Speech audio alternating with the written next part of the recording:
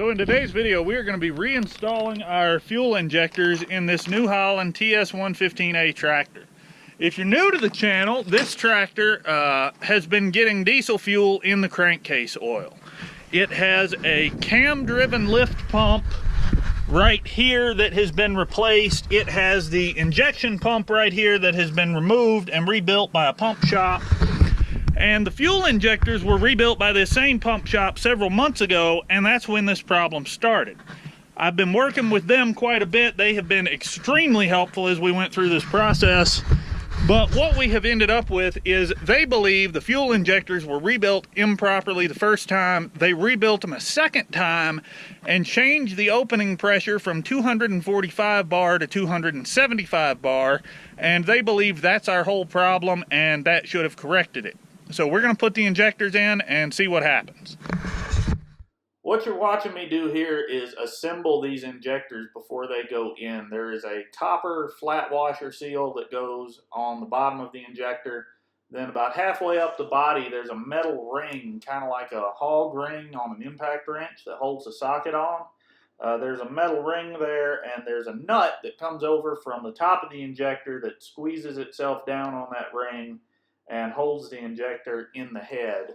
And then once that nut is in place, there's a little rubber gasket deal that goes kind of inside the top of the nut around the body of the injector to keep foreign debris and external stuff from being able to make its way down there.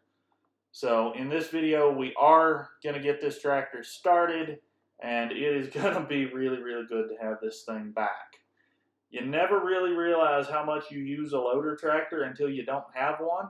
But I should be getting used to it by now because I really haven't had this one very much. I did the math on it, and I've spent more man hours repairing this tractor than I have operating this tractor. But that's what you get into buying used equipment. That's what you get into buying equipment from the other side of the country. And frankly, that's what you get into buying equipment from sketchy sellers. But whatever. That can be a story for another time. For now, I need to get this thing running. I need to get everything functioning properly. And once that is done, I do still intend to get rid of this tractor. I intend to get rid of it for two reasons. Reason number one is I have found a very specific model of tractor that I think would be a huge, huge upgrade for me. Not being able to use this TS115A has actually been beneficial in a way because it gave me an opportunity to think about exactly what I'm trying to accomplish and see if there might be something out there that would work a little better, and it looks like there is. So leave a comment down below. Let me know what you think I'm going to buy, and let me know what you think I should buy because, yeah, anything is possible. Right now, I have a model of tractor that I like, but I have not found the specific unit I want. I wanted to get this New Holland set properly before I was able to start really seriously shopping, because being a small operation, being a first generation guy trying to break into agriculture, funds are not, I can't have several different pieces of equipment just sitting around waiting to sell. So once this TS115A is in good shape, which should be pretty soon, I hope, but we're going to start looking at whether I can, if I can find the model of tractor I want on a dealer's lot someplace, I might trade this one in. If I can't find one on a dealer's lot someplace, or the numbers just don't work, which there's a good chance they may not, the TS115A will have to be sold before a new replacement tractor comes into the operation. I know there have been quite a few comments lately over on Instagram that I should think about purchasing a new pickup, and I will admit that has crossed my mind as well. I have actually found the specific pickup I would purchase if I were in the market for one. I think a new tractor would be a better investment for the long term because my pickup is, doing what I need it to do for now. It's a little limited, but it gets it done. The TS115A has not gotten it done, And like I said, there's another tractor that I think would just work much better overall. Yeah, that was stupid. I just dropped the oil drain plug into that bucket. In real life, I have not realized this yet, but I'm going to figure it out really soon. And I will end up, the oil that actually went into that blue bucket, I will be pouring into another bucket to get the plug out. And then the oil that's down there, I'm going to have to clean up. But I'm going to be bringing back the Monday videos. I figured I'd throw that in here as well for you guys that have sat and listened to this voiceover this long. I had been recording things all the time, and I stopped doing them because I thought I wasn't going to have enough content over the slow period, but I have had enough going on that was video worthy that I've got a bunch of stuff backed up that I need to bring you guys. So I'm going to start editing it all together. You will see, you'll see some videos that take place before we put the injectors back in the New Holland. You're also going to see a video on the white Ford Ranger pickup that is sitting, I don't know if you've seen it yet, but if you haven't, you will. It's sitting in front of this tractor. That's what I'm using kind of as a runaround because I don't currently have my F-250. There's nothing wrong with it today, but it's not here right at the moment. We're going to talk more about that real soon. We're going to talk a lot about stuff over on Patreon, so there's a link down in the description. Go check that out, but for now, let's get back to... Alright, we've got our injectors in. Now we got to bleed the air out of the system. So I've left all the injector line nuts loose, and we're going to turn this thing over a little bit and see when we get some fuel coming out of there.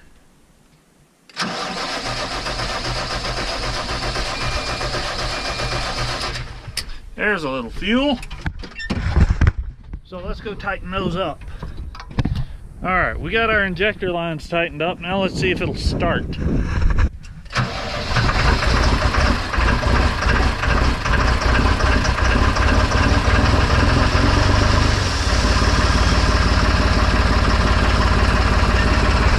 Fired right up! So it's running a little rough right now because there is air in the fuel system. I'm going to let it sit here and idle for a few minutes and then we'll come back.